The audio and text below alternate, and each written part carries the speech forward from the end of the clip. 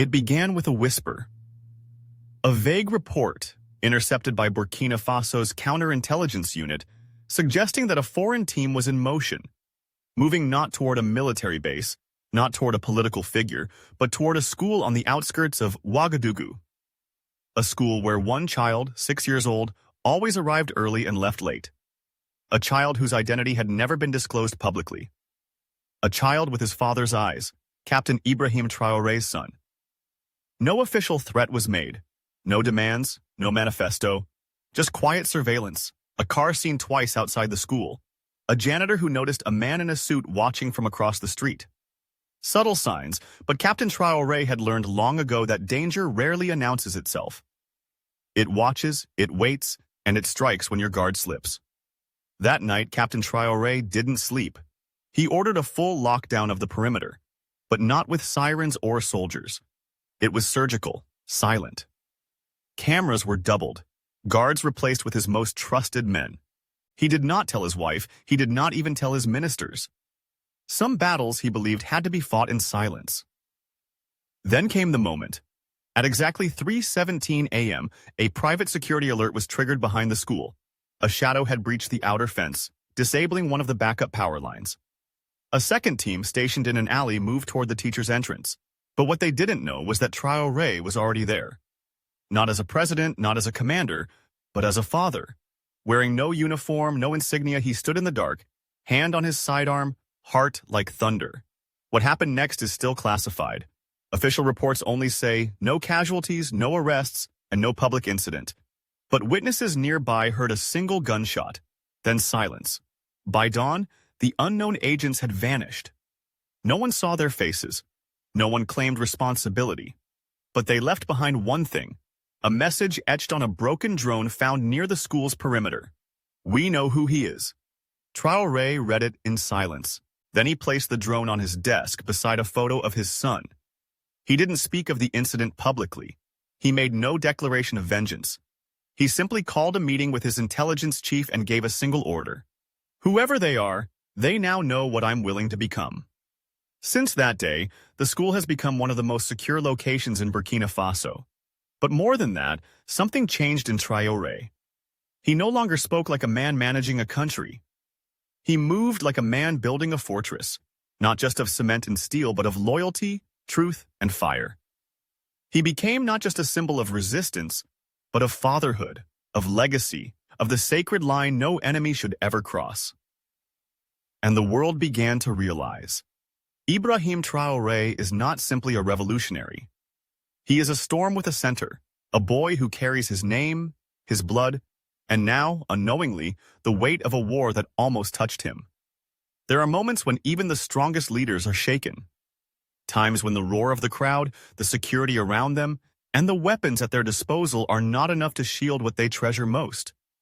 And yet, in those very moments, Ibrahim Traoré's gaze remains calm, especially when it concerns his son. People have often wondered, how does he maintain such composure when threats loom large? The answer lies in the quiet brilliance of the child he calls his legacy. Born 6 years ago during a thunderstorm that lit the skies over Ouagadougou, the boy's arrival was marked not by celebration, but by awe. The doctors in the room recall that the moment he opened his eyes, he didn't cry. Instead, he looked directly at his father, as if recognizing him.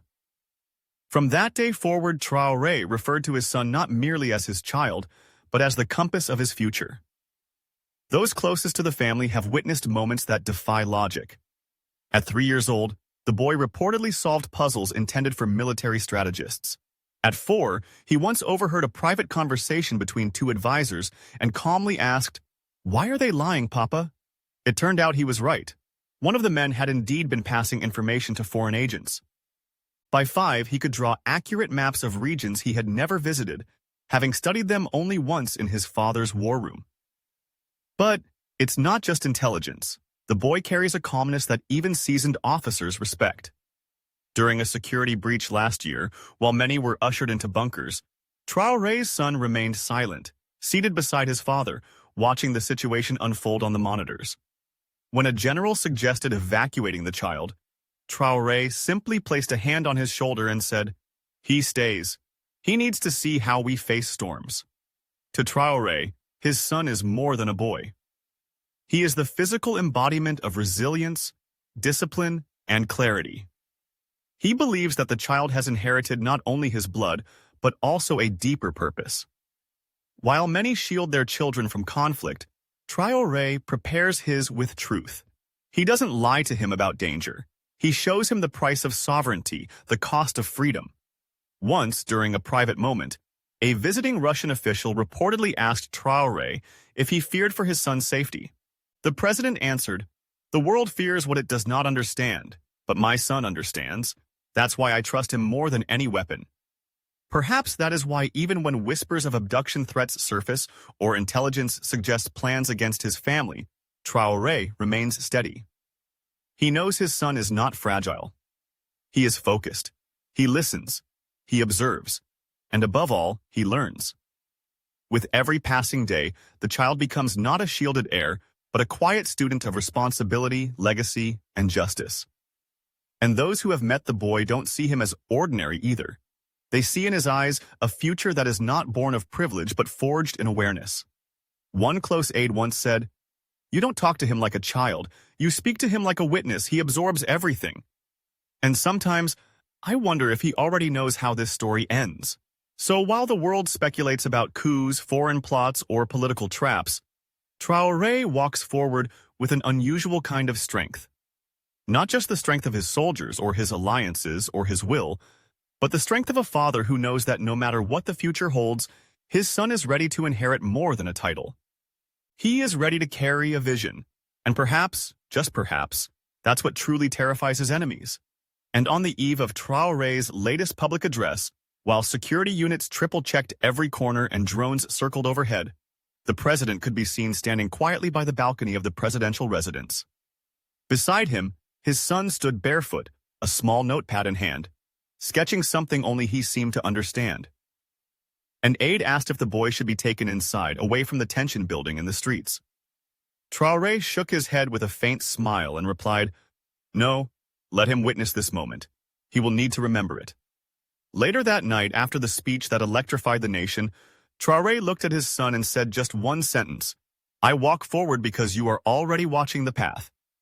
The child nodded, closed his notebook, and quietly whispered, "I already saw how it ends, Papa."